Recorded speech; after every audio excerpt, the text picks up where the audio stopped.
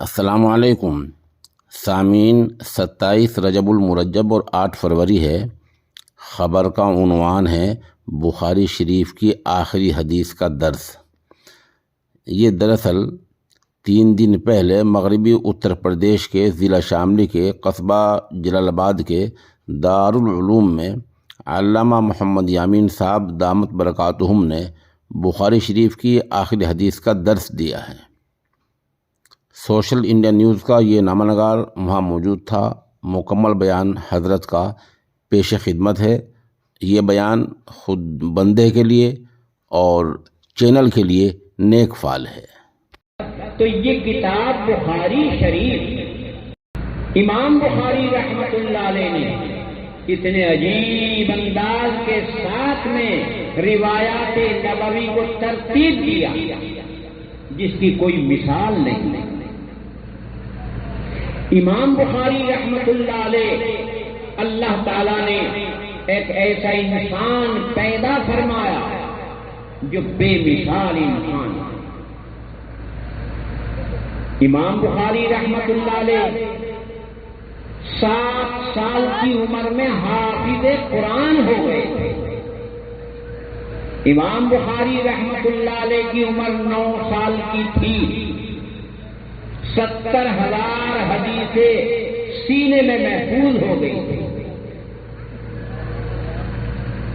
امام بخاری رحمت اللہ علیہ 17 سال کی عمر میں تھے۔ نبی کریم صلی اللہ علیہ وسلم کی احادیث کا ایک بہت بڑا ذخیرہ سینے میں محفوظ کر لیا۔ واقعات میں ہے 6 لاکھ حدیثیں امام بخاری رحمت اللہ علیہ کے سینے میں محفوظ تھی۔ 6 لاکھ، جن میں سے انتخاب فرما کر حسن ترتیب کے ساتھ کہ سب سے پہلے باب لائے، کتاب کو شروع کیا وحی کے ذریعے۔ عجیب ابتدا کی ہے، یعنی اللہ تعالیٰ نے ہمیں دنیا میں پیدا کیا، دنیا میں ہمیں بھیجا اپنی عبادت کے لیے۔ تو اب عبادت ہم کیسے کریں، کس کی کریں؟ تو سب سے پہلا سبق لا کر کے بتا دیا کہ ہم اللہ کی معرفت حاصل کریں، اللہ کی بات مانیں، اور اللہ کی بات نبیوں پر بھیجی۔ اللہ تبارک و تعالیٰ نے وہی نازل فرمائی، اس سے تعلق وہی سے اللہ کا اور بندوں کا رابطہ اور تعلق پیدا ہوتا ہے وہی کے ذریعے۔ اس کا کلام نبی پر آیا اور نبی نے اپنے امت کو وہ اللہ کا پیغام پہنچایا۔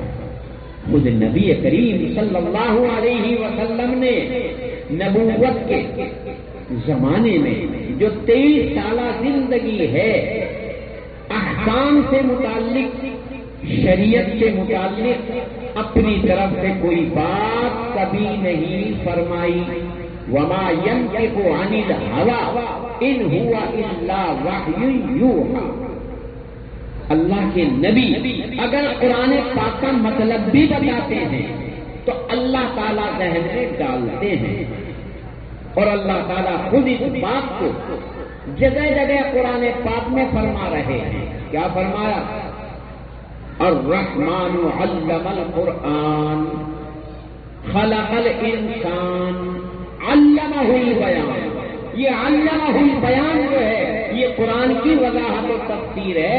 اللہ تعالیٰ کہتے ہیں میں نے خود نبی کو بیان کی تعلیم دی ہے کہ اس آیت کا یہ مطلب، تو نبی اپنی طرف سے نہیں، خود اللہ تعالیٰ قرآن پاک میں ذکر فرما رہے ہیں۔ جبریل امین قرآن پاک کو لاتے، اللہ کے نبی غایت شوق ساتھ پڑھنا شروع کر دیتے۔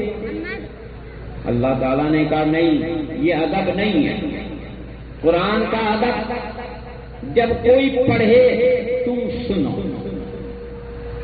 جبریل پڑھ رہے ہیں تم ساتھ مت پڑھو، پہلے سنو۔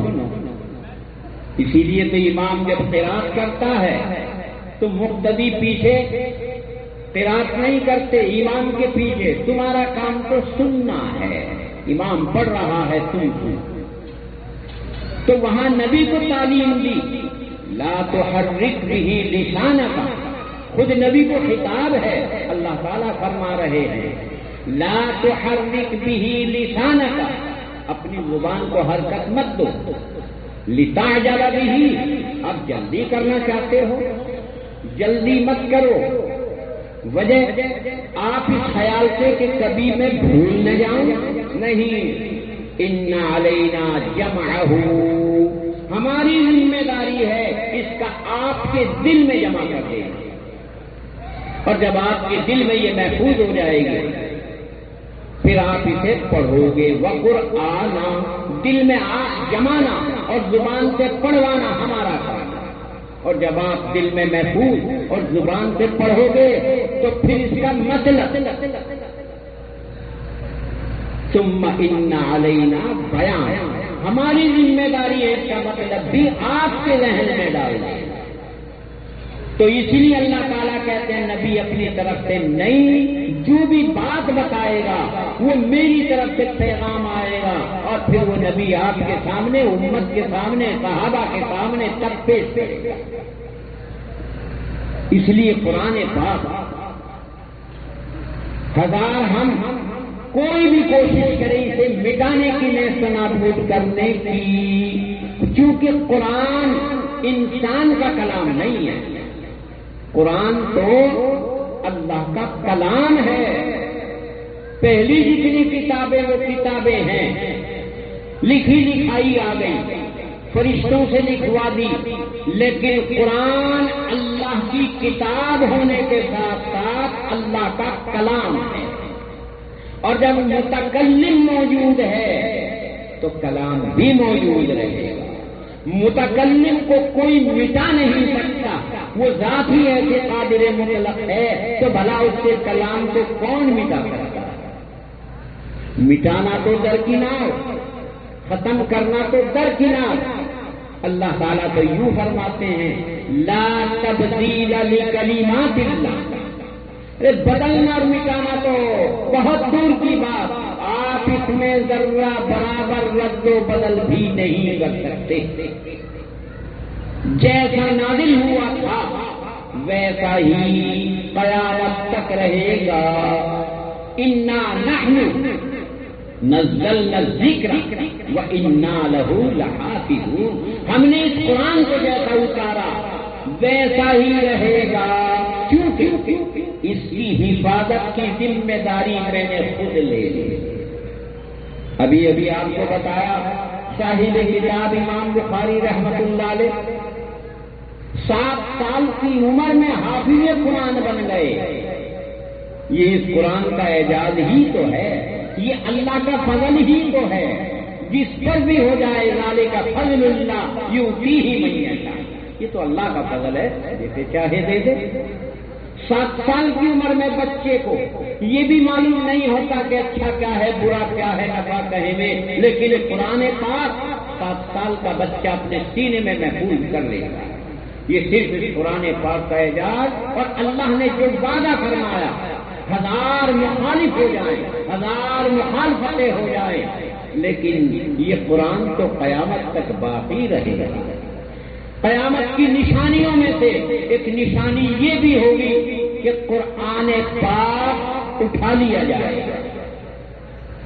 یہ قیامت کی نشانی ہوگی کہ جب قرآن پاک اٹھ جائے گا تو پھر اس کے بعد بیت اللہ، اس کی ایک ایک پتھر کو الگ کر دیا جائے گا.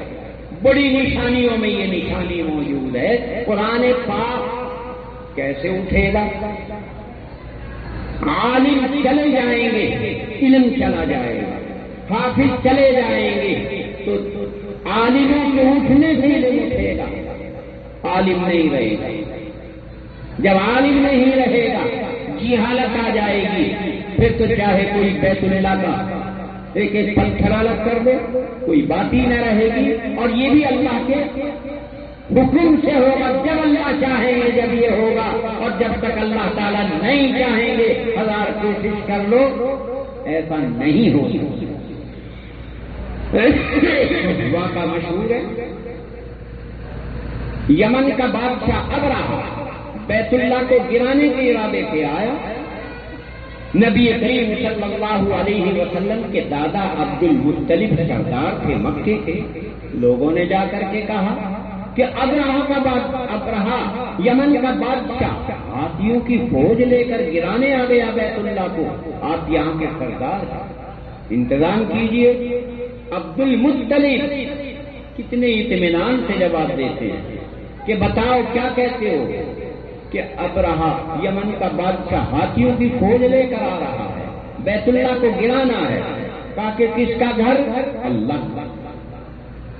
کہ ٹھیک ہے، اللہ کا گھر گرانے کے ارادے سے آیا، اللہ اپنے گھر کی خود حفاظت کرے گا۔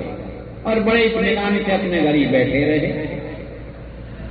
جب عرفے اور منی کے درمیان ایک جگہ ہے جس کو وادی محسب کہتے ہیں، وہاں بہت قریب بیت اللہ کے آ گیا۔ اللہ تبارک و تعالیٰ نے کہا اگر تم اطمینان سے بیٹھے ہو، میرے تو لفظ کن میں، میرے تو ارادے میں ہر چیز موجود ہے، میری تو پوری مخلوق ہے، جسے حکم کروں گا وہ اطاعت کر لے گی۔ ان تتولوا یستبدل قوما غیرکم ثم لا یکونوا امثالکم، اگر تم روگردانی کرو گے، روگردانی کر لو، میں اور قوم کو بدل دوں گا۔ انسان نہیں کہا، قوم کہا۔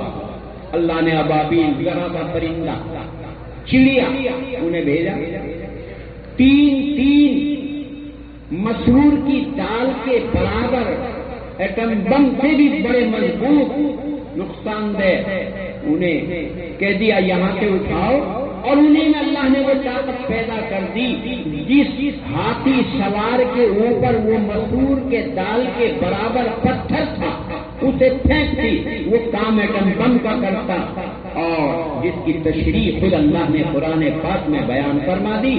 الم تر کیف فعل ربک باصحاب الفیل، دیکھا نہیں اصحاب فیل مع فیل، ہاتھی والوں کے ساتھ میں نے کیا کیا؟ طیرن ابابیل، میں نے پرندوں کو بھیج دیا جنہیں تم ابابیل کہتے ہو، اور جب انہیں بھیجا تو کیا ہوا؟ فجعلہم کعصف مأکول، ایسا بنا دیا جیسا کہ جانور گھاس کھا کر چکنا چور اپنے منہ میں کر دیتا ہے، اس کا کوئی نام و نشانی نہیں رہتا، تو اس طرح ان کے چھیتڑے الگ الگ کر دیے۔ یہ ہے قرآن پاک، یہ ہے مومن کا ایمان۔ آمنت باللہ و ملائکتہ و کتبہ، کتبہ کا مطلب یہی ہے جتنی کتابیں اللہ تبارک و تعالیٰ نے نازل کی اپنے زمانے میں برحق تھی، قرآن کے آنے کے بعد تمام کا حکم منسوخ کر دیا، اور ان میں جو باتیں تھی وہ قرآن پاک میں محفوظ فرما دی کہ یہ تمہاری اطاعت، تمہاری اتباع، تمہاری رہبری کے لیے یہ موجود ہے۔ اس لیے یہ قرآن کوئی معمولی چیز نہیں، ہمیں اس کی حفاظت کی ضرورت نہیں، حفاظت کرنے والے نے خود حفاظت کی ذمہ داری لی۔ ایک جگہ جلسے میں جانا ہوا، مدرسے کا نام تھا امداد القرآن، بظاہر اس کے معنی قرآن پاک کی مدد کرنا۔ میں نے کہا کہ کیا نام ہے، یہ کیا مطلب ہے کہ قرآن کی مدد کرنا؟ میں نے کہا غلط کہتے ہیں، قرآن کو اپنی مدد کی ضرورت بالکل نہیں ہے۔ امداد القرآن کا مطلب ہے قرآن سے مدد لے لو، قرآن سے کی مدد نہیں، قرآن سے مدد لے لو۔ یہ قرآن تو ہماری مدد کرنے کے لیے ہے، نہ کہ ہم اس کی مدد کریں، کیونکہ اس کی حفاظت خود اللہ تعالیٰ کریں گے، اور اس سے مدد لینا کیسا ہے وہ بھی اللہ تعالیٰ قرآن پاک میں فرما رہے ہیں۔ ہر چیز جو بھی آپ زبان پر نکالیں قرآن جواب دیتا ہے۔ اللہ تعالیٰ یوں فرماتے ہیں وَاعْتَصِمُوا بِحَبْلِ اللَّهِ جَمِيعًا، چمٹ جاؤ تمام اللہ اللہ کی رسی سے چمٹ جاؤ، سب اللہ کی رسی سے۔ صحابہ نے پوچھا اے اللہ کے رسول رسی کیا ہے؟ حبل اللہ المتین هو القرآن المجید، وہ مضبوط رسی قرآن پاک ہے، تم قرآن پاک سے چمٹ جاؤ، قرآن محفوظ تو تم بھی محفوظ ہو جاؤ۔ تو قرآن سے چمٹنے کا نام قرآن سے مدد لینا ہے۔ ہم قرآن پاک کی تعلیم سے، قرآن پاک سے ہم تعلق قائم کر لیں تو ہماری خود مدد ہو جائے گی، کیونکہ قرآن کی مدد اللہ نے خود فرما دی کہ میں اس کا محافظ، تو قرآن پاک سے چمٹنے والے خود میں ہیں۔ تو اس لیے یہ کتاب بخاری شریف جو قرآن پاک کے بعد اس کا درجہ بالاتفاق ہے، لیکن اب یہ آخری سبق جس میں امام بخاری رحمت اللہ علیہ ایک ترتیب لاتے لاتے کہ اللہ سے تعلق وحی کے ذریعے ہوا، اللہ کو نہ ہم نے دیکھا نہ ہم دنیا کی زندگی میں دیکھ سکتے، لیکن اللہ کا پیغام، اللہ کا حکم، اللہ کی باتیں ایک وحی کے ذریعے نبی پر، اور نبی نے وہ باتیں اپنی امت تک، صحابہ کو، صحابہ نے تابعین کو، تبع تابعین کو، اسی طرح بتاتے بتاتے یہ نبی کی باتیں اللہ کی وحی کردہ ہمارے اور آپ تک کے آ رہی ہیں، اور یہ لایانی نہیں بلکہ سند کے ساتھ موجود ہے۔ ایسا نہیں ہے کہ جو چاہے بیان کر دیا، بتا دیا۔ اللہ تعالیٰ کی یہ باتیں نبی کے واسطے ہمارے اور آپ تک جو آ رہی ہے سند کے ساتھ، پکی سند کے ساتھ، اتنی بڑی سند کے ساتھ ہے کہ مجھ سے لے کر میں نے کن سے پڑھا؟ میں نے اس کتاب کی پہلی اور آخری حدیث حضرت مسیح الامت نور اللہ مرقدہ، اللہ ان کی قبر کو نور سے منور فرمائے، میں نے اس کتاب کی پہلی اور آخری حدیث اپنے استاد مولانا مسیح اللہ نور اللہ مرقدہ سے پڑھی ہے، اور پوری کی پوری کتاب علامہ رفیق احمد صاحب اللہ تعالیٰ انہیں کروٹ کروٹ چین نصیب فرمائے، پوری کتاب میں نے ان سے پڑھی، اور ان میرے دونوں استادوں نے دارالعلوم دیوبند سے فراغت کی۔ اس وقت میں وہاں مولانا حسین احمد صاحب شیخ الحدیث تھے، اور مولانا حسین احمد صاحب نے مولانا محمود الحسن صاحب دیوبندی سے پڑھی، اور انہوں نے یہ کتاب مولانا قاسم صاحب نانوتوی سے پڑھی، جن کے یادگار کے لیے میں نے یہ ادارہ قائم کیا۔ یہ ادارہ بیادگار مولانا قاسم صاحب نانوتوی ہے، اور اس ادارے کی بنیاد میں نے اپنے 5 استادوں کے نام پر رکھی۔ جن استادوں سے میں نے پڑھا ان کے نام ان کی روحوں کو ثواب پہنچانے کے ارادے سے اس ادارے کی بنیاد ہے، اور بیادگار مولانا قاسم صاحب ہے۔ چونکہ اس علاقے میں دارالعلوم کی بنیاد اور دارالعلوم کی ترقی ان کے ذریعے سے ہوئی، تو اس بنا پر میں نے اپنے 5 استاد ہیں، اور مولانا قاسم صاحب نانوتوی ان کی یادگار میں یہ ادارہ قائم کیا۔ نام بھی خود یہی مناسبت ہے، وہ دارالعلوم دیوبند سے دارالعلوم جلالہ، وہاں کا فارغ قاسمی تو یہاں کا فارغ بھی قاسمی کہتا ہے۔ تو بہرحال میں مولانا محمود الحسن صاحب دیوبندی نے مولانا قاسم صاحب سے پڑھی، اور مولانا قاسم صاحب نانوتوی نے دہلی سے پڑھ کر کے آئے تھے مولانا عبد الغنی، اور مولانا عبد الغنی صاحب نے یہ کتاب پڑھی شاہ اسحاق صاحب سے، اور شاہ اسحاق صاحب نے اس کتاب کو پڑھا ہے شاہ عبد العزیز سے، اور شاہ عبد العزیز نے اس کتاب کو پڑھا ہے شاہ ولی اللہ محدث دہلوی۔ اور شاہ ولی اللہ محدثی دہلوی سے لے کر علامہ ابن حجر بہت بڑے عالم گزرے ہیں 7 واسطے درمیان میں، اور علامہ ابن حجر سے لے کر امام بخاری رحمت اللہ علیہ تک 7 واسطے موجود ہیں، اور امام بخاری رحمت اللہ علیہ سے لے کر نبی کریم صلی اللہ علیہ وسلم تک جو واسطے ہیں کل 5 ہیں، 3 4 5، تو کل 27 28 یا 29 واسطے میں مجھ سے لے کر نبی کریم صلی اللہ علیہ وسلم تک یہ واسطے موجود ہیں، کیونکہ اللہ کے نبی کو اس دنیا سے گئے ہوئے 1435 سال، تاریخ 1445 ہے، 10 سال ہجرت سے لگا کر کے ہیں، تو نبی کو دنیا سے گئے ہوئے 1435 سال۔ اب اندازہ یہی ہوتا ہے کہ 50-60 کے انداز میں ایک استاد آتا گیا، بدلتا گیا۔ خود میں جو یہ درس و تدریس کا کام ہے 53 سال پڑھاتے ہوئے اللہ کے فضل سے اب مکمل ہو گیا، 53 سال پڑھاتے ہوئے الحمدللہ آج پورے ہوئے۔ تو اسی طرح اندازہ یہی ہے کہ میرے اور اللہ کے نبی کے درمیان جو اس حدیث کو بیان کرنے والے یہ اساتذہ ہیں، اور امام بخاری رحمت اللہ علیہ نے جو اپنے اساتذہ سے حدیث کو لیا بڑا اہتمام کیا ہے، جگہ بھی منتخب فرمائی تو عجیب، طریقہ بھی اپنایا تو عجیب، اختصار کے ساتھ۔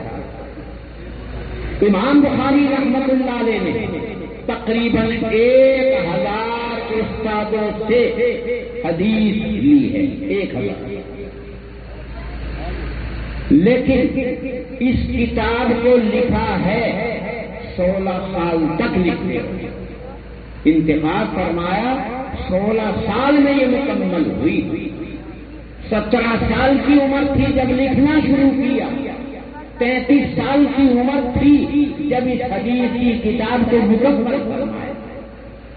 17 سال کی عمر سے لکھنا شروع کیا، 33 سال کی عمر تھی جب اس حدیث کی کتاب بخاری کو مکمل فرمایا۔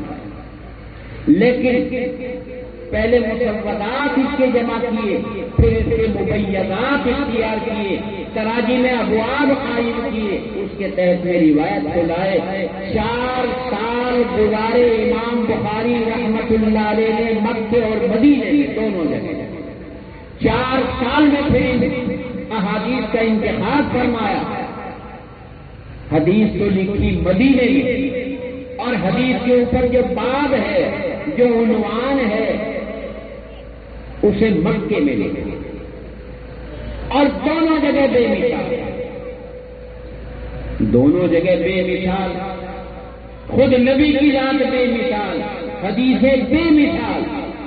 امام بخاری رحمت اللہ علیہ نے 1000 استادوں سے اگر یہ معلوم ہو گیا کہ فلاں استاد فلاں شیخ کے پاس کوئی حدیث ہے تو وہیں پر گئے اور جا کر اس کے حالات کا جائزہ لیا، تقوی طہارت کو دیکھا، اطمینان ہو گیا تو حدیث لے کر کے آ گئے۔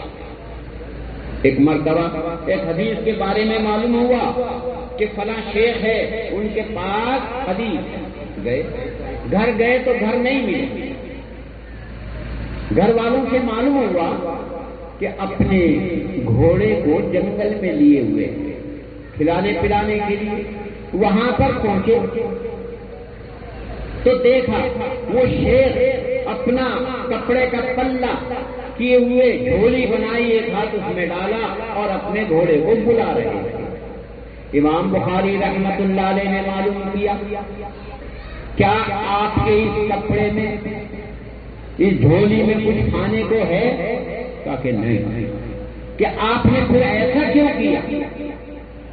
کہنے لگے تاکہ یہ گھوڑا سمجھ کر کے کچھ کھانے کے لیے ہے، وہ آ جائے گا قریب۔ تو امام بخاری رحمت اللہ علیہ کہنے لگے سفر بیکار گیا۔ جو ایک انسان جانور کو دھوکہ دے سکتا ہے وہ انسانوں کو بھی دھوکہ دے سکتا ہے۔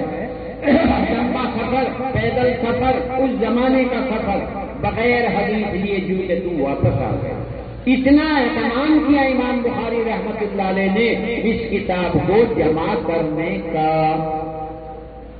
وہ بھی کہتے کہ مدینے میں تھے، مدینے میں وہ جگہ منتخب فرمائی جس کی کوئی مثال نہیں، جس کے بارے میں نبی کریم صلی اللہ علیہ وسلم فرماتے ہیں ما بین منبری و حجرتی روضۃ من ریاض الجنہ، میرے منبر اور حجرے کے درمیان یہ جنت کی کیاری ہے۔ اب جنت کی کیاری کیسے ہے؟ کیا جنت زمین پر آ گئی؟ جنت تو وہ چیز ہے لا عین رأت ولا اذن سمعت ولا خطر علی قلب بشر، کسی آنکھ نے نہیں دیکھا، کسی کان نے نہیں سنا، کسی انسان کے دل میں خیال بھی نہیں آیا، جنت تو اس سے بھی بالا ہے۔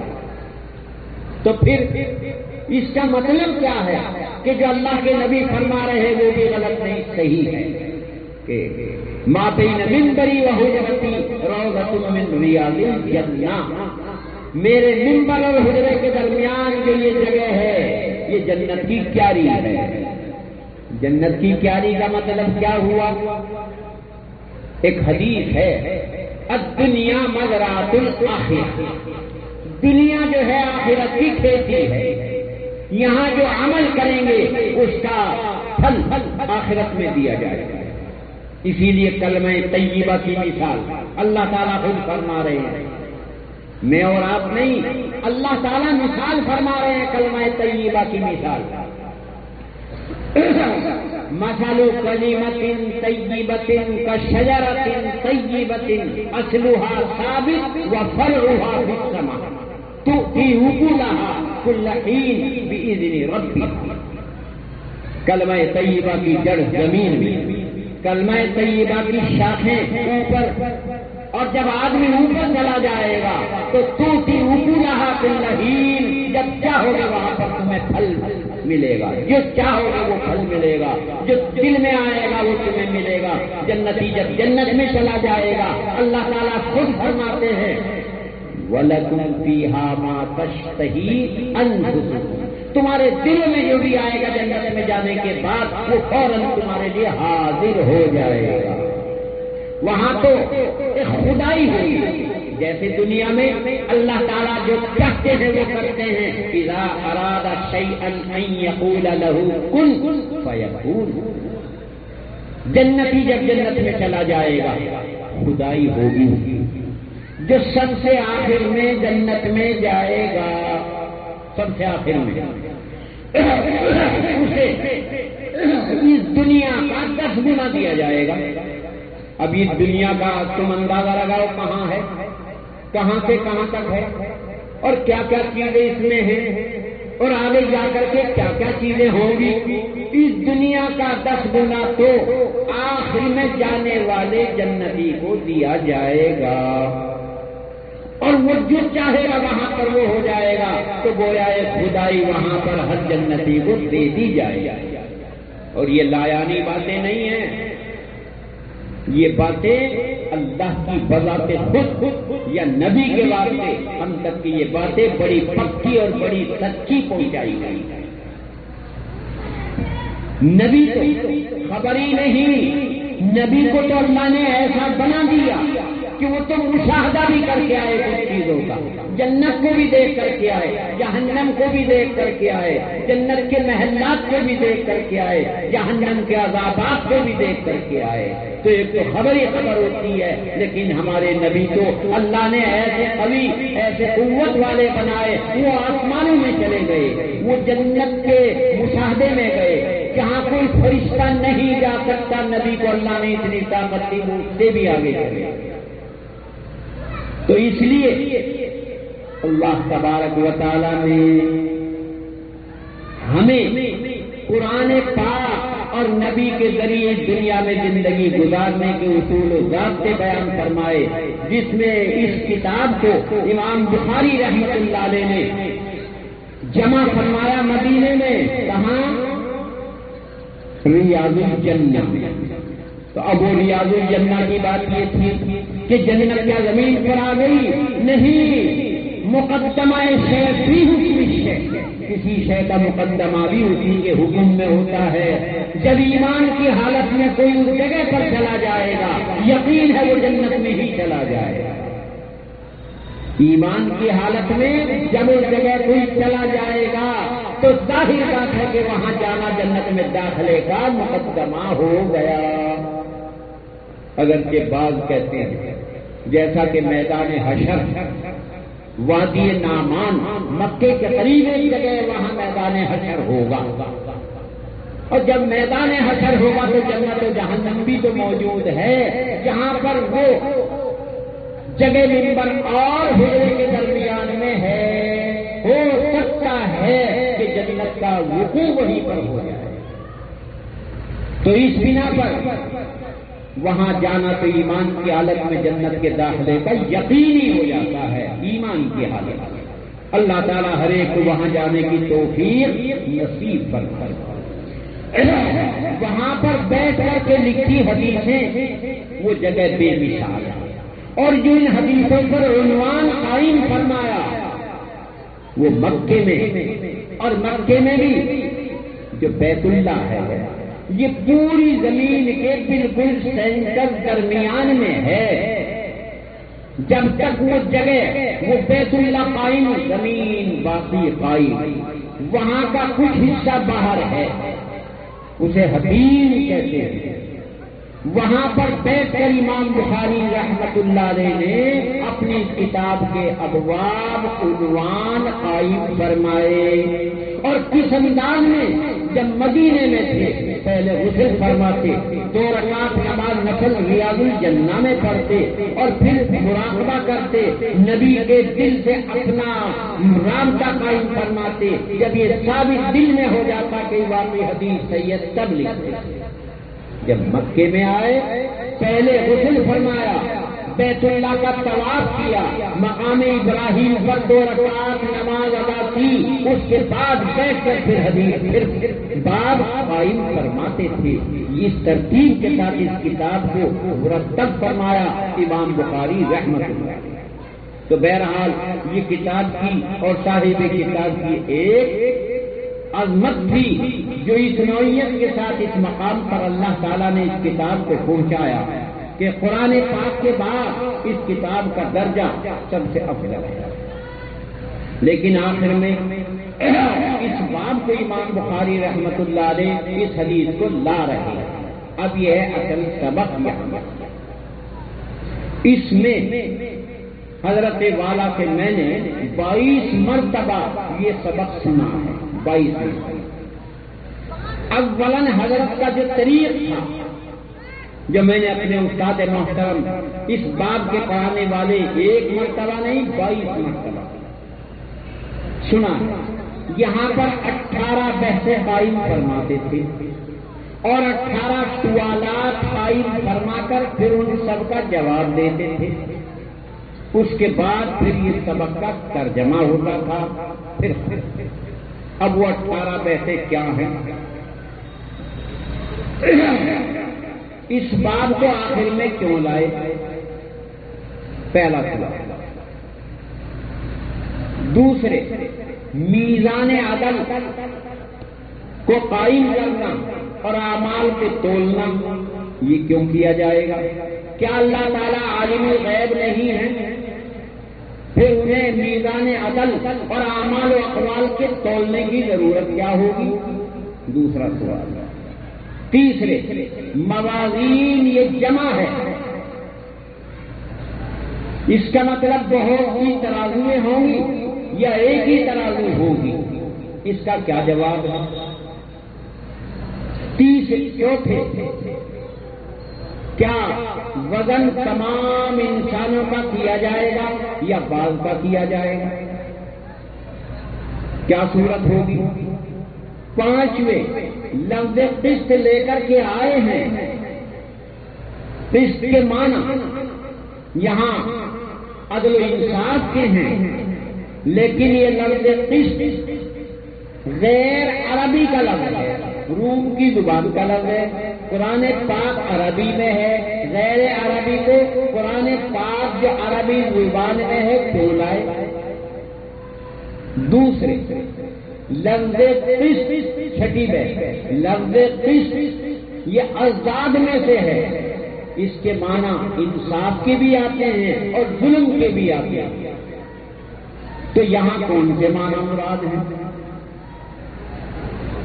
اس کے علاوہ یہاں امام بخاری رحمت اللہ علیہ دراصل فرقہ ضلال کے رد کرنے کے لیے یا اہل سنت والجماعت یعنی صحیح راستے پر حق جماعت کی تقویت و تائید کے لیے کوئی نہ کوئی روایت لاتے ہیں، تو یہاں امام بخاری رحمت اللہ علیہ کہتے ہیں ساتویں جو یہاں بحث ہے وہ اقوال اور اعمال کو وزن کرنے کے بارے میں ہے، تو لہذا اقوال اور اعمال بے جسم ہوتے ہیں، زبان سے نکلے، ہاتھ وغیرہ سے کام کیا، ان کا وجود ختم، اور جس چیز کا وجود نہیں ہوتا تو اس کا وزن کیسے ہوتا؟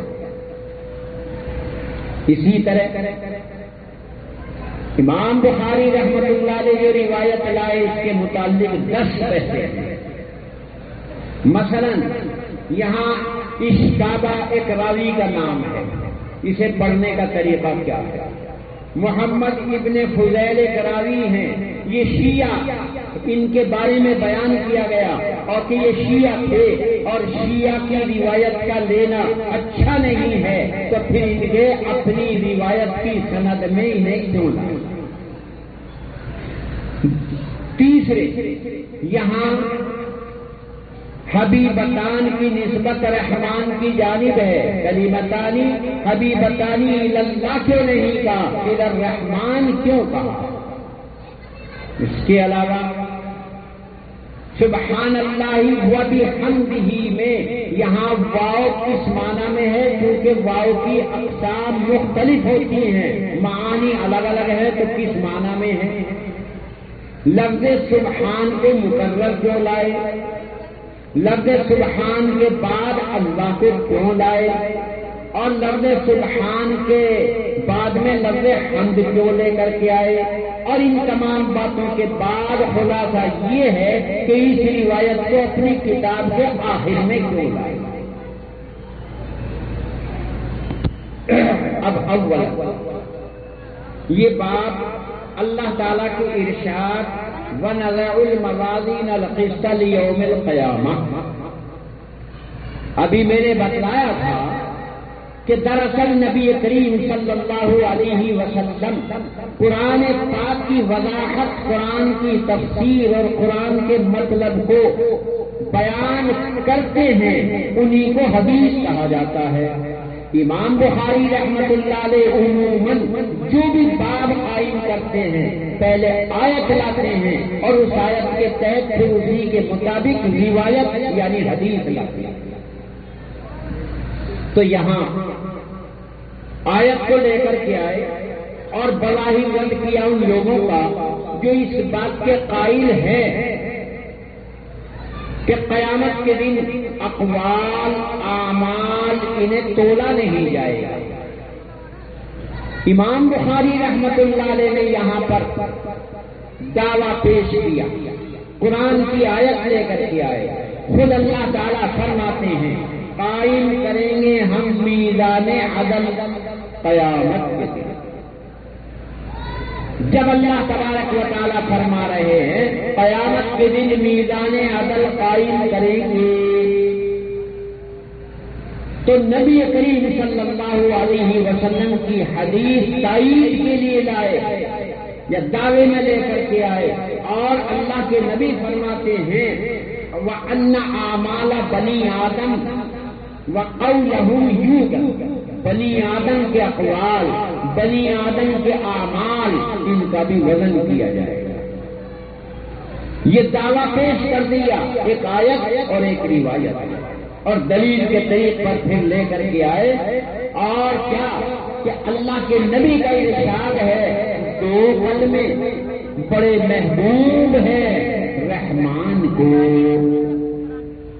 لیکن جب بڑے محبوب ہیں تو ذہن میں آیا کہ زبان پر بڑے بھاری ہوں گے؟ کہا نہیں، خفیفتان علی اللسان، زبان پر تو بڑے ہلکے اور پھلکے، تجوید کے اعتبار سے ان کلمات میں کوئی شدت نہیں ہے، کوئی سختی نہیں ہے، کوئی پھول نہیں ہے، بلکہ زبان پر بڑے ہلکے اور پھلکے ہیں۔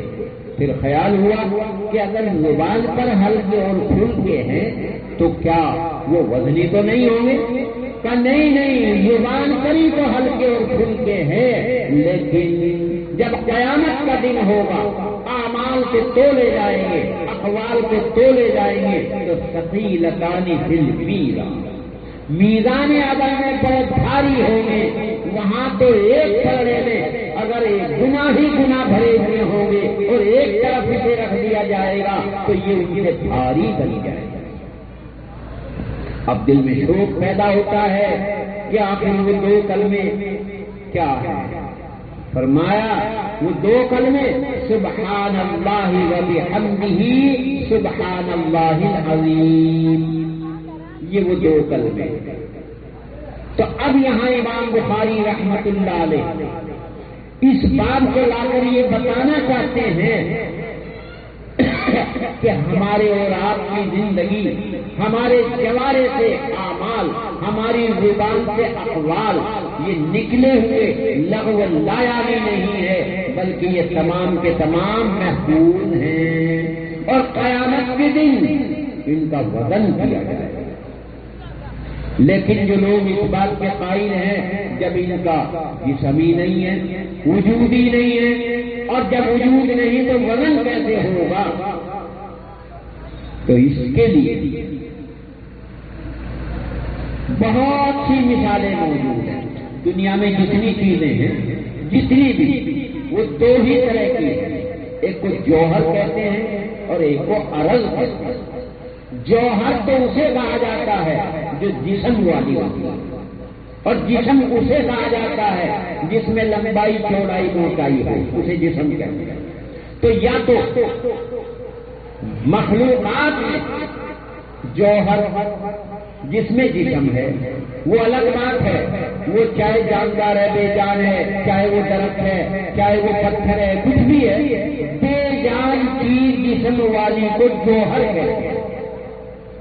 اور ایک چیز وہ ہے جو جسم نہیں اور ہے، اسے عرض کہتے ہیں۔ عرض مثلا گرمی، سردی، ہماری زبان سے بات نکلی تو کوئی وجود نہیں ہے، ایسی چیز جو دوسرے کی محتاج ہو اپنی وجود میں، اسے عرض کہتے ہیں۔ اب کلام اور عمل، ان میں تو جسم نہیں ہے، اور جب جسم نہیں ہے تو انہیں کیسے تولا جائے گا؟ اس کا جواب اسی میں دے دیا۔ موازین اللہ تعالیٰ جمع جو لے کر کے آئے ہیں، کہا کہ ترازو دنیا میں اشیاء کو تولنے کی الگ الگ ہے، اور وہ تو خالق کل ہے، بہت سی ترازو قائم کرے گا۔ جیسے دنیا میں اس کی مثال موجود ہے کہ اگر لکڑی تولنا، سامان کھانے پینے کا تولنا، بڑے بڑے ٹرینوں کو تولنا، جہازوں کو تولنا، ہر ایک کے لیے آلات الگ الگ موجود ہیں۔ سونے اور چاندی کا تولنا ہر ایک میں نہیں تولا جائے گا، اس کے تولنے کا وزن الگ، ان کے تولنے کا میزان ترازو الگ الگ، ہر چیز کی ترازو الگ۔ ایسے ہی دنیا میں بھی آراز کے تولنے کے لیے آلات موجود ہیں۔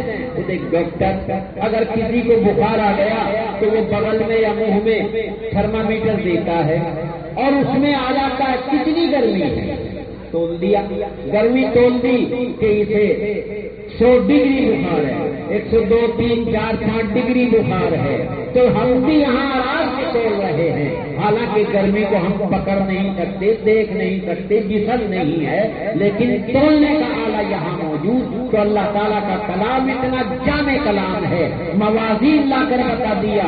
جب ہزاروں طرح کی ترازو ہماری دنیا میں ایجادات میں موجود ہے، اللہ تو ہر چیز کا مالک ہے، جب چاہتا ہے جب وہ چیز کر دیتا ہے۔ ہر ایک کے اعمال کو، اقوال کو اگر تولے گا تو اس کے لیے کیا مشکل ہے؟ اس لیے موازین جمع لے کر، لیکن وہ اللہ کی ذات اتنی عجیب ہے، ایک شے سے وہ ہزار چیز پیدا کر دے۔ وہ اللہ کی ذات قیامت کے دن جو میزان ہوگی اس کی تشریح و تفسیر بھی اللہ کے نبی نے فرمائی۔ اس ترازو کا پلڑا اتنا بڑا ہوگا، ساتوں زمین ساتوں آسمان اس پلڑے میں رکھ دیا جائے تو بھی وہ بھرے گا نہیں، اتنا بڑا پلڑا ہوگا۔ اور اس ترازو کو پکڑنے والے جبریل امین ہوں گے، وہ فرشتہ اتنی قوت و طاقت والا، اگر وہ ذرا سے اشارے پر ساتوں زمین ساتوں آسمانوں کو اٹھا کر پلٹنا چاہے، اللہ نے جبریل فرشتے کو اتنی طاقت دی تو وہ ترازو کو پکڑے ہوئے ہوگا۔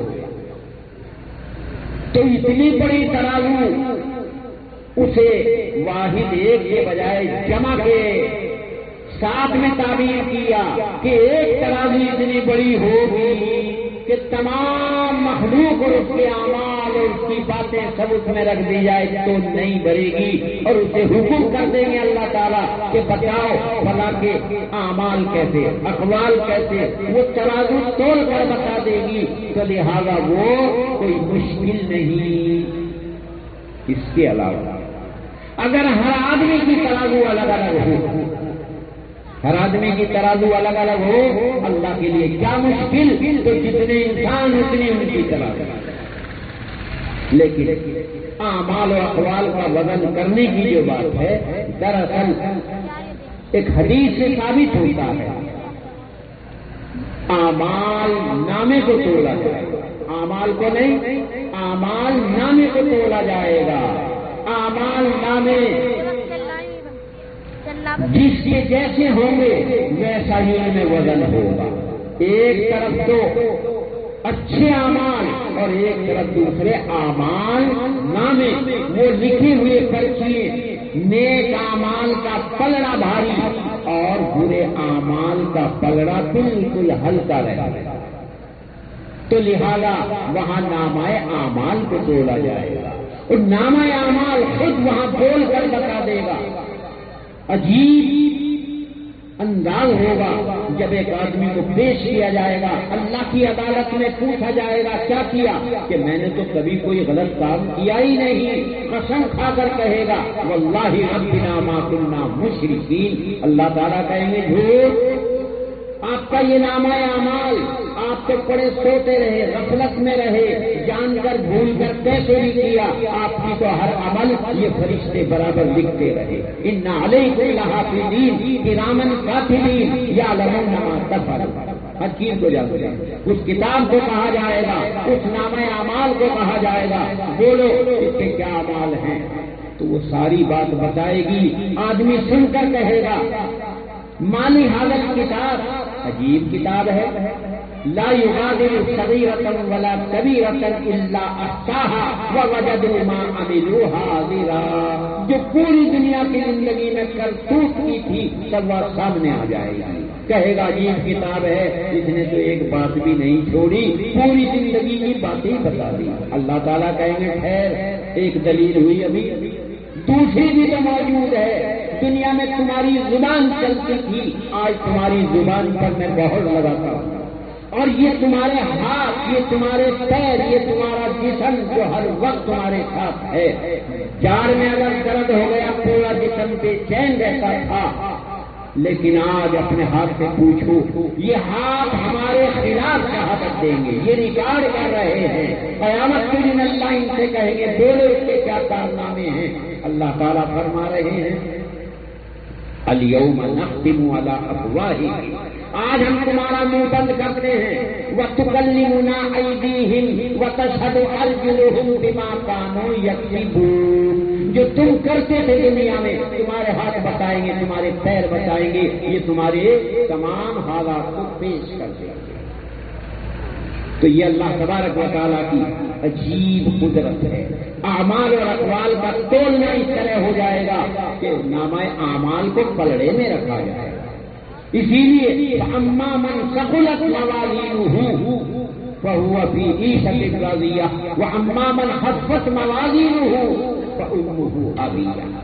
جس کے اعمال اچھے بھاری ہوں گے وہ ایسی عشرت میں رہے گا, اور جس کے اعمال برے ہوں گے, اچھے نہیں ہوں گے, اس کا پلڑا ہلکا اور وہ جہنم میں رہے گا.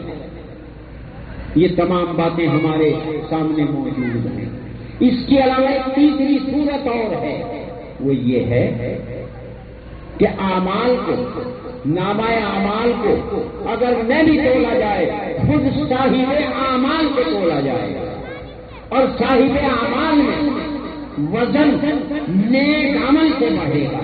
جیسے دنیا میں اگر کوئی بڑا آدمی آ جائے تو سب اس کا استقبال کریں گے, چھوٹے آدمی آ جائے نیچے درجے کا تو کوئی نظر بھی نہیں کرے گا, کیونکہ وزن الگ الگ ہے دونوں کا.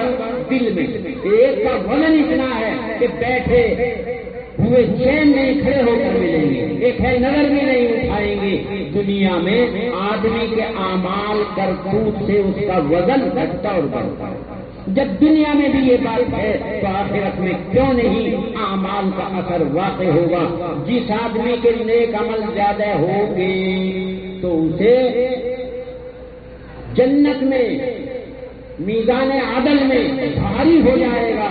جیسا کہ ایک مرتبہ نبی کریم صلی اللہ علیہ وسلم بیٹھے ہوئے تھے, عبداللہ ابن مسعود جو تمام صحابہ میں بڑے فقیہ, حلال و حرام کو سب سے زیادہ جاننے والے, ان کا پیر کا گھٹنا ہلکا باریک تھا. ایک صحابی کہنے لگے کہ آپ کا گھٹنا تو بڑا ہلکا ہے. اللہ کے نبی نے فرمایا یہاں دنیا میں ان کا یہ گھٹنا باریک اور ہلکا ہے, لیکن جب قیامت کے دن میزان عدل میں رکھا جائے گا تو ان کا وزن بڑا بھاری ہو جائے گا. تو صاحب اعمال کو وہاں تولا جائے گا جیسے دنیا میں, کیونکہ پوری دنیا جو ہے یہ نمونہ ہے آخرت کا. جو کارنامے آخرت میں, جو باتیں آخرت میں, اس کا نمونہ خود دنیا میں ہو جائے گا. تو اس بنا پر وہاں اعمال نامے تولے جائیں, صاحب اعمال کو تولا جائے, یا اقوال اور اعمال کو وزنی بنا کر کے انہیں کو تولا جائے. کوئی بھی صورت اللہ تبارک و تعالی اختیار فرمائے, ہمیں تو اس پر ایمان لانا ہے کہ ہمارے اعمال اور اقوال کو تولا جائے. لیکن لفظ قسط یہاں پر غیر عربی کا لفظ ہے. قرآن پاک میں غیر عربی کو کیوں لے کر کے آئے؟ جبکہ اللہ تبارک و تعالیٰ تو ہر چیز پر قادر تھے, تو غیر عربی کو قرآن پاک انا انزلناہ قرآنا عربیا, پھر غیر عربی کیوں لائے؟ جواب, دراصل لفظ قسط یہ روم کی زبان کا لفظ ہے. ایک بہت بڑے مفسر مجاہد ہیں, وہ کہتے ہیں القسطاس العدل بالرومیہ, روم کی زبان میں لفظ قسط عدل کے معنی میں استعمال ہوتا ہے.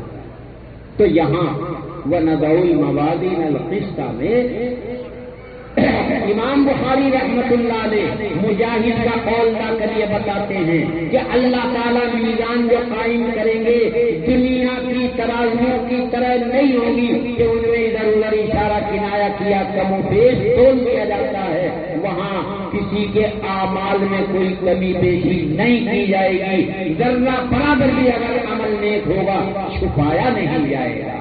وَمَن يَعْمَلْ مِثْقَالَ ذَرَّةٍ خَيْرًا يَرَهُ وَمَن يَعْمَلْ مِثْقَالَ ذَرَّةٍ شَرًّا يَرَهُ. تو ذرہ برابر اس میزان میں کسی کی نیکی کو چھپایا نہیں جائے گا. وہ میزان عدل ہوگی, انصاف کے ساتھ میں وہ سب کے اعمال کو پیش کر دے گی. اس لیے لفظ قسط یہاں عدل کے معنی میں، لیکن غیر عربی میں یہ لائے کیوں ہے؟ یہ تو بتا دیا کہ عدل کے معنی میں ہے، مگر عربی کا لفظ کیوں نہیں لائے؟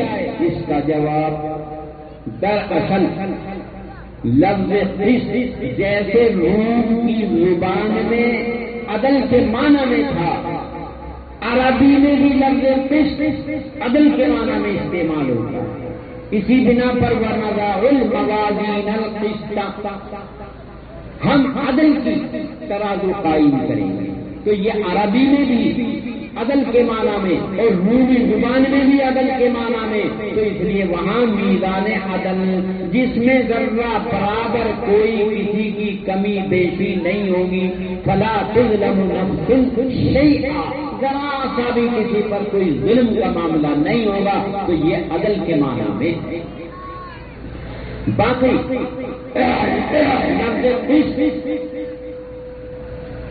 عربی زبان میں اسے معرب کر دیا گیا، ہاں تو رومی زبان کا، مگر عربی میں بھی معرب کر دیا گیا، معرب عربی بنا لیا۔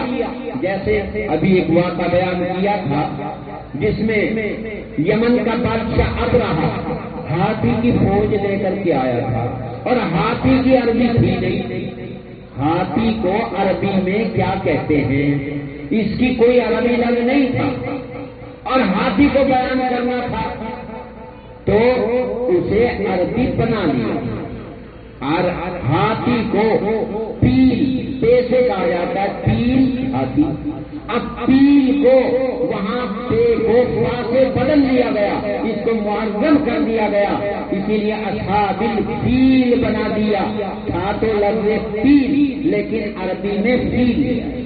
اسی طرح لفظ قسط اس کو عربی میں لے آئے تو یہ عربی ہی بن گئی، لیکن لفظ قسط جو ہے یہ ازداد میں سے ہے۔ ازداد کے معنی دونوں رخ میں ہیں، عدل کے معنی انصاف کے بھی آتے ہیں اور عدل کے معنی ظلم کے بھی آتے ہیں۔ جیسے ایک جگہ لفظ قروء کے معنی پاکی کے بھی آتے ہیں اور قروء کے معنی ناپاکی کے بھی آتے ہیں۔ والمطلقات یتربصن بانفسهن ثلاثة قروء، قروء کے معنی پاکی کے بھی ہیں اور قروء کے معنی ناپاکی کے بھی ہیں۔ موقع اور محل سے اس کے معنی کو لیا جاتا ہے۔ جیسے ہم آپ کی اپنی زبان میں کیا بات ہے، لفظ کیا بات سوال ہے، لیکن کیا بات ہے اگر بچہ دنگا کر رہا ہے تو ہم اسے کیا کہتے ہیں، کیا بات ہے، انداز بدل گیا، مطلب ہے ڈانٹ رہے ہیں، حالانکہ اس کے معنی کیا بات ہے وہ مراد نہیں ہے۔ اور اگر کوئی چھوٹا اپنے بڑے سے سوال کرتا ہے کیا بات ہے، یعنی آپ کو کیا ضرورت ہے، تو لفظ تو ایک ہے اور یہ انداز سے معنی بدلتے رہتے ہیں۔ تو لفظ قسط اس کے معنی عدل کے بھی ہیں اور اس کے معنی ظلم کے بھی ہیں، لیکن ایک اصول و ضابطہ ہے اہل علم سے جانتے ہیں جو میں بتا رہا ہوں۔ لفظ قسط دراصل جب یہ مزید کے بعد میں اسے لاتے ہیں تو اس کے معنی عدل کے ہوتے ہیں، اور جب مجرد کے بعد میں اسے لے کر کے آتے ہیں تو اس کے معنی ظلم کے ہوتے ہیں۔ اسی بنا پر قرآن پاک میں جہاں اسے عدل کے معنی میں وہاں ظلم کے معنی میں بھی استعمال کیا، اما القاسطون فکانوا لجہنم حطبا، یعنی قاسط بمعنی ظالم کے ہیں، ظالم جہنم کا ایندھن بنیں گے، تو لہذا قاسط مصدر ہے، مقسط سے جب آئے گا یعنی مزید سے جب آئے گا تو اس کے معنی انصاف کے ہوں گے، اور جب مجرد سے آئے گا تو اس کے معنی ظلم کے ہوں گے۔ لیکن اب یہاں پر یہ آخری جو باب لے کر کے آئے ہیں امام بخاری رحمت اللہ علیہ آخر میں کیوں لائے ہیں، یہ بڑا عجیب گویا کہ ایک ترتیب ہے۔ کتاب کے شروع میں اللہ سے رابطے اور تعلق وحی کے ذریعے تو وہ باب لائے، اس کے بعد میں پھر ایمان کی بات، عبادات کی بات، معاملات کی بات، معاشرات کی بات، نکاح کی بات، بیع کی بات، لا لاتے لاتے جو زندگی کی باتیں ہیں آخر میں بطور خلاصے کے، بطور نتیجے کے، بطور مقصد کے آخر میں باب لائے کہ جو اللہ سے تعلق کر کے ہم پھر کتاب توحید پر اس کتاب کو لا رہے ہیں، یعنی جو ہم نے زندگی میں معاملات عبادات کیے ہیں وہ ہمارے نایابی نہیں، ان کا خلاصہ اس آخری سبق میں بتا رہے ہیں کہ جو تم نے اتنی زندگی گزاری وہ تمہاری بیکار نہیں ہوگی، بلکہ تمہیں اس کا قیامت کے دن وزر بدل دیا جائے گا۔ اچھے کام کیے ہیں تو جنت دی جائے گی اور برے کام کیے تو تمہیں جہنم میں ڈالا جائے گا۔ تو آخری کتاب میں آخری دن جو آمنت باللہ وملائکتہ وکتبہ ورسلہ والیوم الآخر، یہ یوم آخر ہے، اس آخری دن کے لیے اس آخری سبق کو اس بات کتاب کے آخر میں لے کر کے آئے کہ آخری دن جو ہوگا پوری زندگی کا نتیجہ تمہارے سامنے وہاں پر آ جائے گا، اور وہ دنیا میں اعمال، اقوال، صدقات، عبادات کوئی بھی معاملہ ہے وہ سب کا سب پیش کر دیا جائے گا۔ تو خلاصہ اس کتاب کا، خلاصہ ہماری اور آپ کی زندگی کا یہ بھی بتا رہے ہیں امام بخاری رحمت اللہ علیہ کہ اے لوگوں، اس ادھر ہی نظر نہ کرنا کہ یہ کتاب کا آخر ہے، جس طرح کتاب شروع ہوئی اس کا آخر ہو رہا ہے، اسی طرح ہماری اور آپ کی زندگی کی ابتدا ہوئی، ایسے ہمارا اور آپ کا بھی ایک دن آخر ہونا ہے، جس کی ابتدا ہے اس کی انتہا بھی ہوگی۔ کتاب کی ابتدا ہو گئی تو کتاب کی انتہا بھی ہو رہی ہے، ہماری اور آپ کی بھی ایک دن اسی طرح انتہا ہوگی۔ دنیا کی ہر چیز میں اختلاف، یہاں تک کہ آسمان جو نظر آ رہا ہے اس میں بھی اختلاف کہ یہ آسمان ہے یا کیا چیز ہے، اللہ کے وجود میں بھی اختلاف کہ اللہ کوئی چیز ہے یا نہیں ہے، لیکن موت پر کسی کا اختلاف نہیں۔ یہ ایک چیز ایسی ہے ہر چیز میں اختلاف ہو جائے گا، مگر موت پر آج تک کسی کو اختلاف نہیں ہوا، چاہے وہ اپنے زمانے کا بادشاہ وقت ہو، چاہے وہ پہلوان ہو، چاہے وہ کتنا ہی بڑا مالدار ہو، چاہے وہ وقت کا سکندر ذوالقرنین ہو، لیکن موت پر کسی کو شک نہیں ہے۔ لہذا جب یہ آئے گی تو آنے والی کسی سے ٹالی نہیں جائے گی۔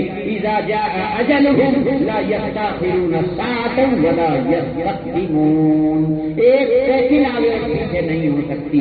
یہاں تک کہ جگہ بھی متعین فرما دی اللہ تعالیٰ نے، کیا وما تدری نفس بأی ارض تموت، کہاں پر تمہاری روح نکالی جائے گی کسی کو علم نہیں، نہ موت کا علم ہے کب آئے گی، نہ جگہ کا علم ہے کہاں پر آئے گی، لیکن یہ یقین ہے کہ ضرور آئے گی۔ تو یہ کتاب کا آخر ہے، ہمیں اور آپ کو ادھر نظر اور توجہ کرنا ہے کہ آخر ہمارا بھی آخر ہوگا۔ تو بہرحال یہ باتیں باری تعالیٰ کے قول قائم کریں گے ہم میزان عدل قیامت کے دن، اور بے شک بنی آدم کے اعمال اور ان کے اقوال کا وزن کیا جائے گا۔ اور مجاہد بہت بڑے قرآن کی تفسیر بیان کرنے والے ہیں، وہ یوں کہتے ہیں کہ قسطاس یہ عدل کے معنی میں ہے روم کی زبان میں، لیکن یہ ازاد میں سے اس کا جواب دیا گیا، کہا القسط مصدر المقسط، مقسط کا یہ مصدر ہے، اور مزید سے جب اسے لاتے ہیں اس کے معنی عدل کے ہوتے ہیں، اور جس وقت میں یہ مجرد سے ہوتا ہے تو لہذا اما القاسط فهو الجائر، وہ ظالم کے معنی میں ہوتا ہے۔ یہاں پر یہ مقسط کا مصدر ہے، لہذا عدل کے معنی میں ہے کہ قیامت کے دن میزان عدل قائم کی جائے گی۔ وَبِهِ قَالَ حَدَّثَنَا أَحْمَدُ بْنُ أَشْكَابَ۔ اب یہاں سے امام بخاری رحمت اللہ علیہ اپنی سند نبی کریم صلی اللہ علیہ وسلم تک جو ہے اس سند کو امام بخاری رحمت اللہ علیہ پیش کر کہ بیان کیا ہم سے احمد ابن اشکاب۔ یہ اشکاب جو ہے چار طریقے کے پڑھنے کے ہیں، منصرف دو طرح اور غیر منصرف بھی دو طرح، اشکابہ اشکابہ، اشکابن اور اشکابن۔ قال حدثنا محمد بن فضیل عن عمارة بن القعقاع. یہاں محمد ابن فضیل ایک راوی ہے یعنی محدث ہے.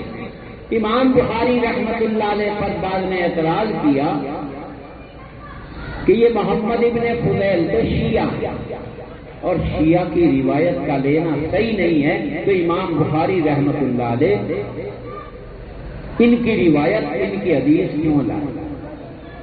جواب، لفظ شیعہ کہہ دینے سے ان کے ذوق اور کمزوری پر دلالت نہیں کرتا.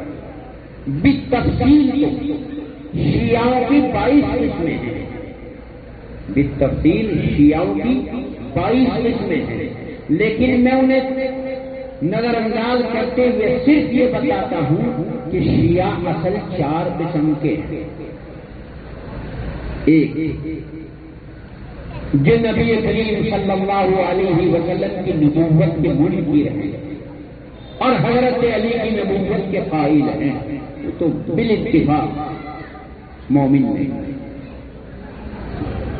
دوسرے شیعہ وہ ہیں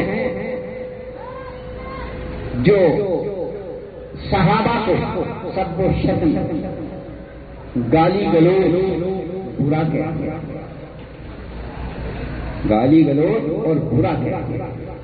وہ ضال ہیں. ضال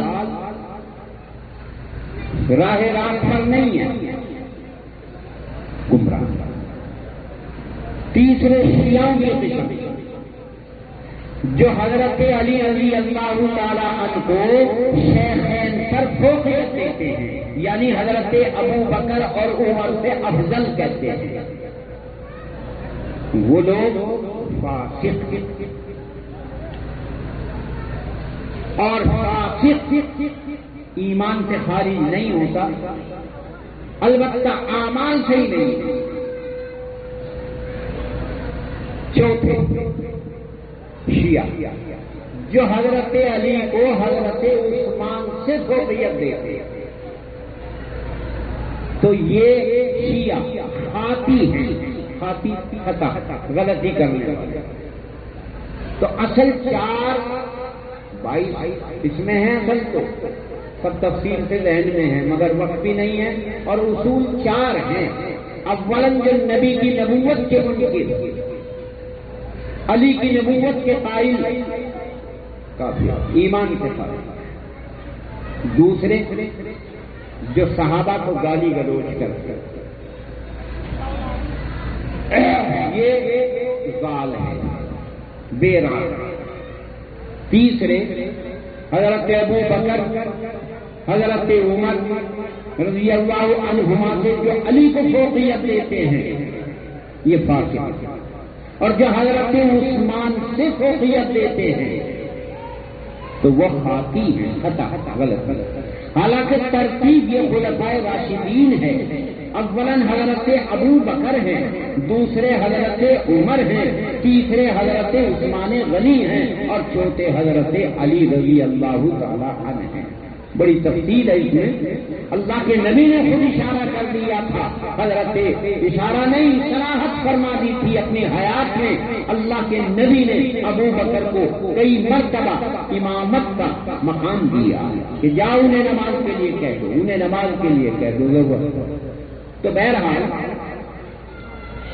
یہاں محمد ابن فضیل کے بارے میں کئی شیعہ، لیکن اگر یہ شیعہ پہلے دوسرے تیسرے نمبر کے نہیں، چوتھے نمبر کے ہیں، ساتھی ہیں، تو حدیث میں ان کی کوئی کمی نہیں.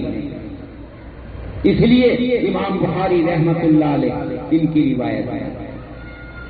اس کے علاوہ ایک جواب یہ ہے کہ دراصل ان کے بارے میں تشیع کا لفظ آتا ہے، اور محدثین کے چوتھے طبقے میں، چوتھا طبقہ محدثین کا تشیع، یہ ایک چوتھے طبقہ ہے محدثین کا. اگر یہ محدثین میں چوتھے طبقے میں داخل ہیں تو بھی ان کی روایت میں کوئی حرج کی بات نہیں. لیکن ہمارے حضرت خود فرماتے ہیں مولانا مسیح اللہ خان صاحب کہ میں نے ایک توجیہ اور کی ہے، جب امام بخاری رحمت اللہ علیہ کے واسطے سے روایت لے رہے تھے تب یہ تشیع میں نہیں تھے، بعد میں شیعہ ہوئے ہوں گے اور پہلی روایت صحیح ہے، تو لہذا حضرت کہتے ہیں میرے جواب کو بہت سے لوگوں نے اہل علم نے پسند کر، تو اگر یہ ہے بھی تو یہ صحیح ہے۔ بہرحال محمد ابن فضیل عن عمارة بن القعقاع عن ابی زرعة عن ابی ہریرة رضی اللہ تعالی عنہ، یہ ابو ہریرہ نبی کریم صلی اللہ علیہ وسلم کی روایات تمام صحابہ کے مقابلے میں سب سے زیادہ بیان کرتے ہیں، اور کیوں نہ ہو سن 7 ہجری میں ایمان لائے، اور ایمان لانے کے بعد جب نبی کے اتنے قریب رہے رات اور دن وہیں پر رہتے تھے۔ کھانے پینے کے لیے جب ان سے کسی نے کہا گیا کہ آپ اتنی حدیث کیوں بیان کرتے ہو، تو ابو ہریرہ یوں کہتے ہیں جو انصار تھے وہ تو کھیتی کرتے تھے، جو مہاجرین تھے وہ تجارت کرتے تھے، اور میں تو نہ تجارت نہ کھیتی، ہر وقت نبی کی خدمت میں رہتا، رات میں جو لوگ آتے دن کی پوری باتیں انہیں بتایا کرتا، میں تو صفہ پر رہتا، اصحاب صفہ میں جیسے طلبہ طلب علم کے لیے مدرسوں میں رہتے ہیں کہ میں تو پورے دن نبی کی بات سنتا، اور عشاء کے بعد جو لوگ تجارت یا کھیتی میں رہتے وہ آتے اور پورے دن کی بات میں انہیں بتاتا تھا۔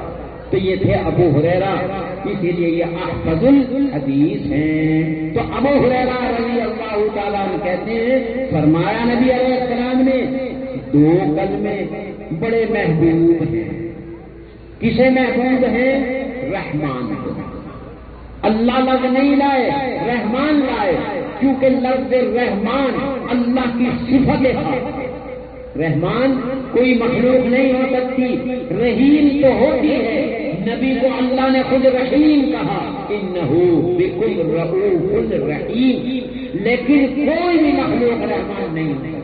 رحمان نام صرف اللہ کی صفت ہے۔ رحمان کے معنی ہے دنیا اور آخرت میں رحم کرنے والا، اور آخرت میں کوئی رحم نہیں کرے گا سوائے اللہ کے۔ اس لیے دنیا میں تو ایک دوسرے پر رحم کرتے ہیں، تو رحمان اللہ کی صفت ہے۔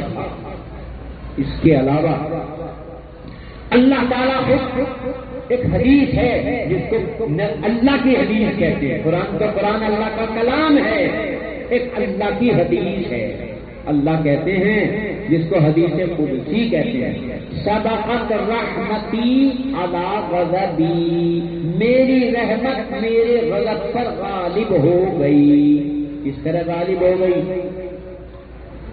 اللہ تعالیٰ نے عرش پر ایک کتاب جس کا نام لوح محفوظ، وہاں لکھ دیا سبقت رحمتی علی غضبی، اوپر رحمت۔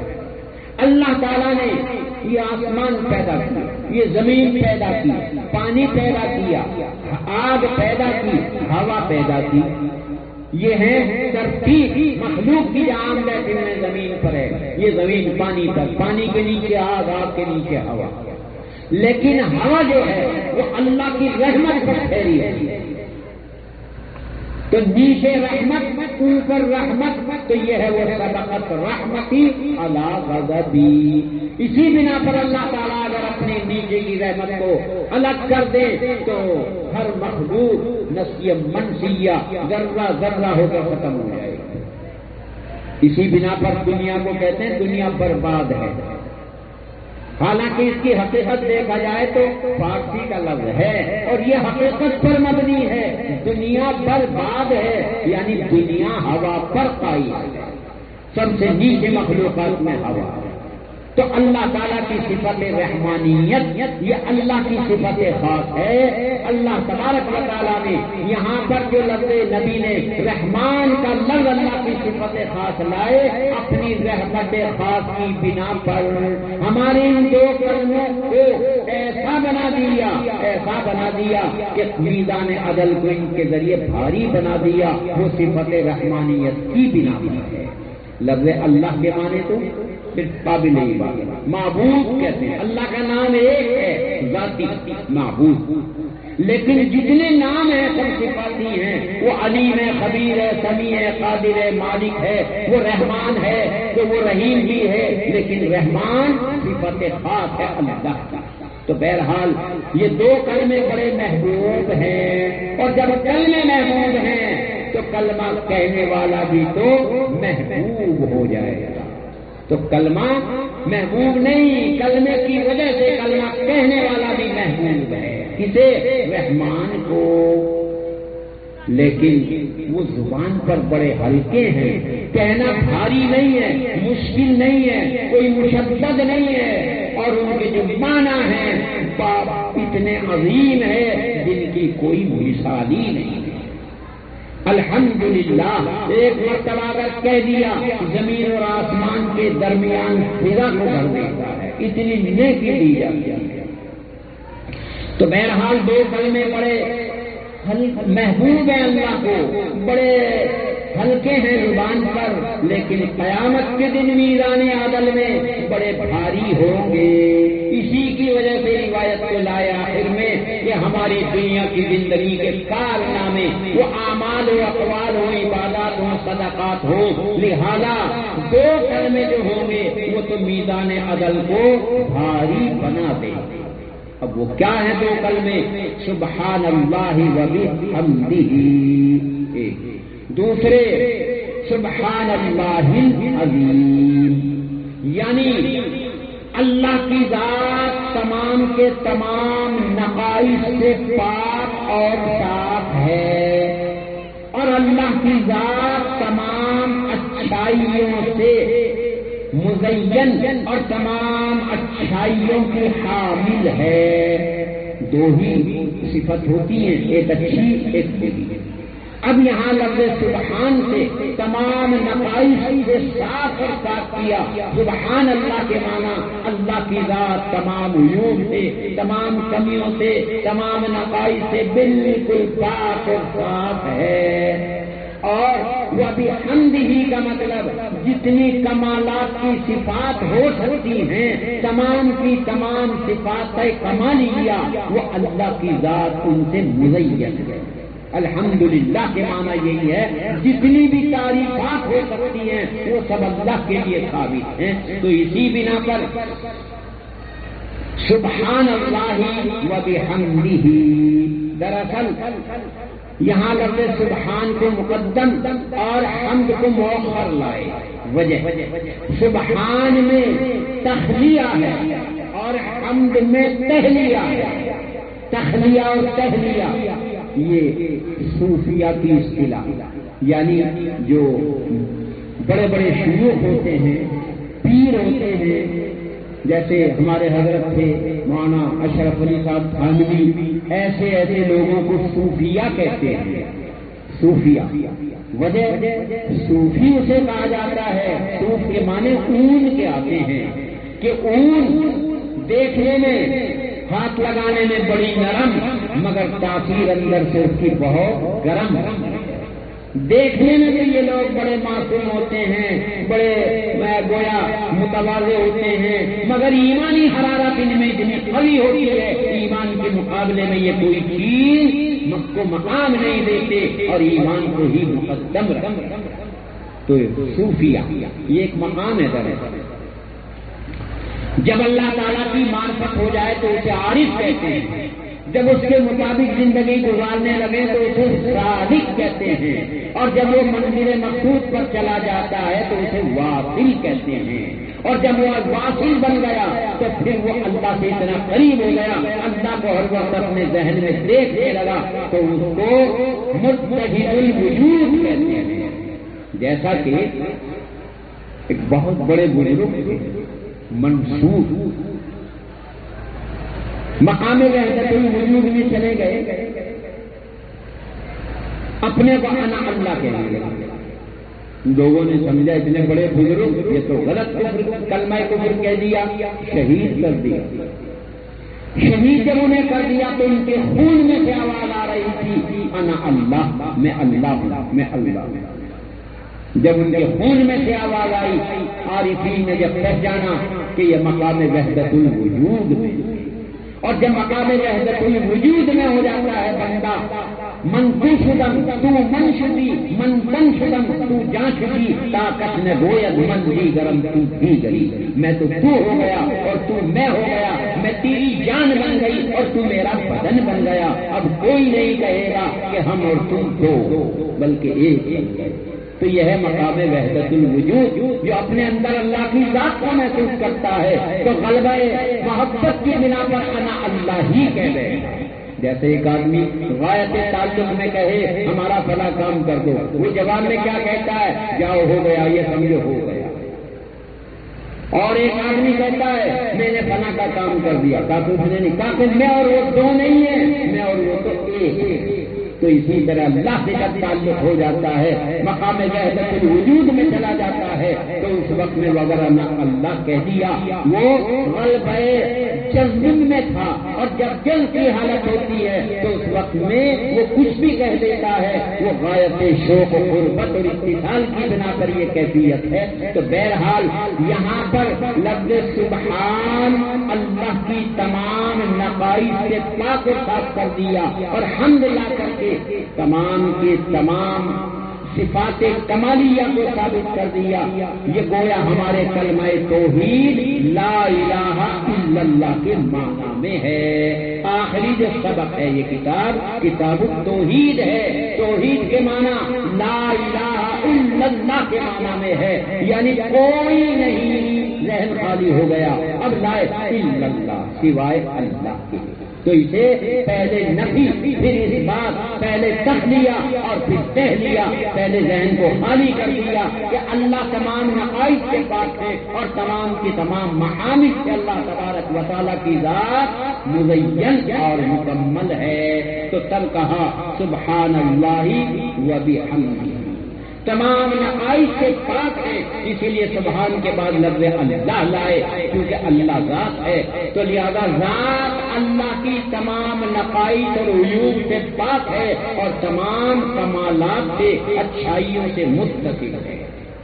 پھر دوبارہ لائے سبحان اللہ العظیم، اللہ کی ذات پاک اور صاف ہے لیکن عظیم ہے۔ عظیم صفت لائے اللہ کی، عظیم کے معنی ہے بے مثال، عظیم کے معنی بے مثال، جس کی کوئی مثال ہی نہ ہو۔ تو اللہ کی ذات بے مثال ہے، ایسی کوئی ذات نہیں ہے۔ وہ ذات وہ ہے اللہ الصمد لم یلد ولم یولد ولم یکن لہ کفوا احد، اس کے برابر تو کوئی ہے ہی نہیں۔ تو عظیم کے معنی ہے بے مثال، اور وہ ذات اللہ ہی کی ذات ہے، لیس کمثلہ شیء، اللہ کی ذات کے مثل کوئی چیز نہیں ہے۔ تو لہذا آخر میں لائے عظیم، وہ صفت جو لا الہ الا اللہ کے معنی میں ہے۔ لفظ عظیم لا الہ الا اللہ کے معنی میں ہے کہ کوئی عبادت کے قابل نہیں ہے سوائے اللہ کی ذات کے۔ تو ہماری کتاب بھی یہ کلمہ توحید پر پوری ہو رہی ہے۔ اسی طرح ہمیں اور آپ کو بھی یہی دعا کرنا ہے کہ اللہ تبارک و تعالی ہمارا آخر بھی کلمہ توحید پر ہی فرمائے۔ وآخر دعوانا ان الحمد للہ رب العالمین۔